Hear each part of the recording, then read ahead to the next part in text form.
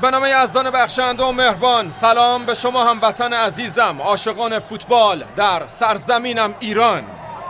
صدای من رو زنده و مستقیم از جو سرزنده ورزشگاه سلطان بن عبدالعزیز شهر ابها در عربستان سعودی میشنوید. از فینال سوپرکاپ عربستان میان دو غول قاره آسیا، یعنی النصر و الهلال.